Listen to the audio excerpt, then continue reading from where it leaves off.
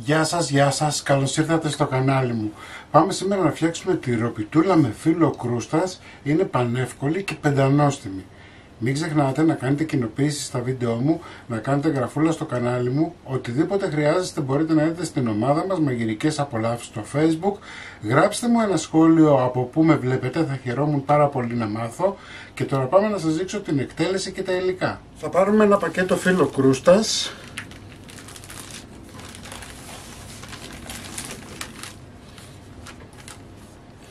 Θα κρατήσουμε 5 φύλλα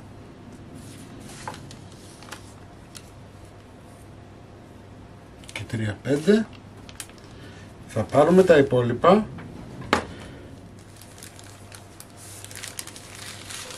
Λοιπόν, τυλίγουμε πάλι αυτά τα 5 φύλλα, θα τα χρησιμοποιήσουμε στο ταψί, τα βάζουμε στη συσκευασία και τα αφήνουμε στην άκρη. Θα πάρουμε όλα τα υπόλοιπα φύλλα, που είναι αρκετά, έτσι εγώ παίρνω πάντα φρέσκο φύλλο. Ωραία. Λοιπόν, θα πάρουμε όλα τα επόμενα φύλλα, θα τα τυλίξουμε σε ρολό και θα αρχίσουμε να τα κόβουμε ροδέλες. Κόβουμε ανά έναν πόντο και ανοίγουμε τα φύλλα μας να τα ξεχωρίσουμε. Ανάβουμε το φούρνο μας σε 120 βαθμούς αέρα. Εντάξει. Τα βάζουμε σε ένα ταψάκι.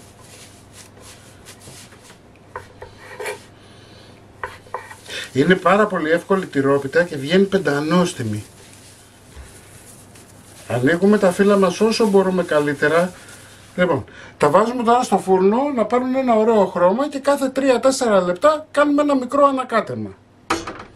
Μέχρι να γίνουν τα φύλλα μας, να ψηθούν λιγάκι, σε ένα μπολ θα βάλουμε 500 γραμμάρια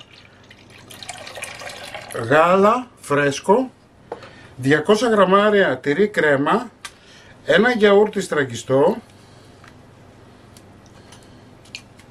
Θα ανακατέψουμε λίγο να διαλυθούν. Θα βάλουμε 4 αυγά. Δεν κορκώ.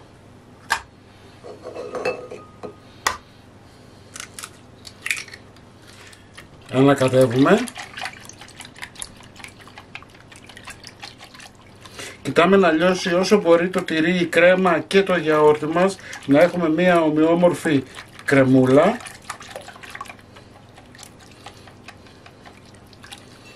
Θα προσθέσουμε 200 γραμμάρια τυριά που λιώνουν, μίξη δηλαδή τυριών, ανακατεύουμε.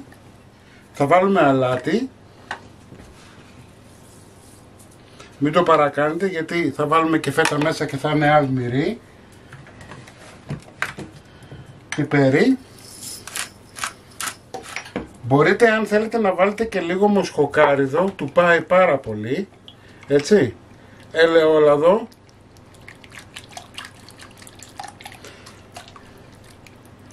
$50 γραμμάρια. Λοιπόν, είμαστε έτοιμοι, τα αφήνουμε στην άκρη και πάμε να φέρουμε τα φύλλα μας. Αφού τα φύλλα μας είναι έτοιμα, θα πάρουμε ένα πυρέξ 27x35. Θα βάλουμε λίγο ελαιόλαδο. Θα πάρουμε τα φύλλα που έχουμε φυλάξει.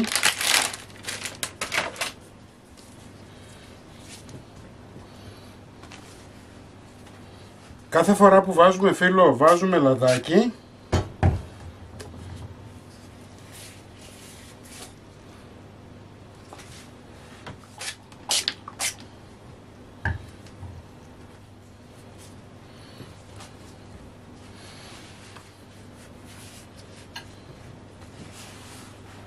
Και αυτό θα το φυλάξουμε τώρα για να το βάλουμε από πάνω, να διορθωθεί.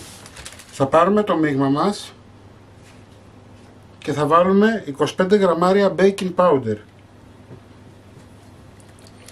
Θα ανακατέψουμε, θα πάρουμε από τα φύλλα μας, θα ρίξουμε μέσα στο μείγμα, θα τα βουτάμε και μετά θα τα παίρνουμε και θα τα βάζουμε μέσα στο ταψί μας.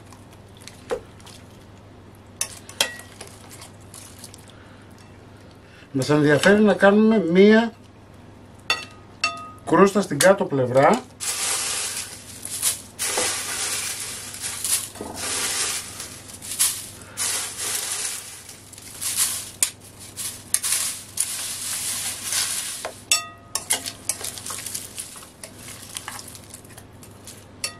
Θα πάρουμε φέτα, τυρί, θα σπάσουμε σε χοντρά κομμάτια. Ποσότητα δεν σας λέω, μπορείτε να βάλετε όσοι θέλετε εσείς, όσοι πιστεύετε ότι σας αρέσει. Αφού βάλαμε το τυρί μας, θα πάρουμε όλα τα υπόλοιπα φύλλα. Θα ανακατέψουμε με το ζουμάκι που έχει μείνει και θα ρίξουμε πασπαλίζοντας επάνω στην πίτα μας. Και αρχίζουμε και κλείνουμε. Μην ξεχνάτε να λαδώνετε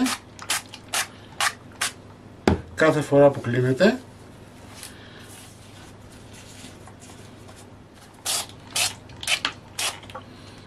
Θα πάρουμε το τελευταίο φύλλο που έχουμε φυλάξει. Θα το κεντράρουμε. Έτσι. Και θα το βάλουμε από την πάνω μεριά.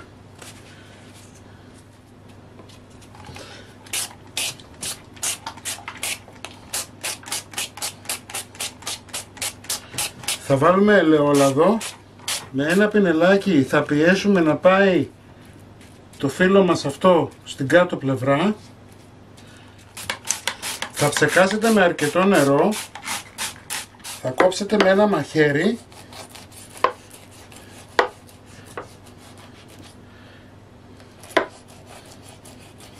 Μην το φτάσετε μέχρι κάτω, δεν χρειάζεται.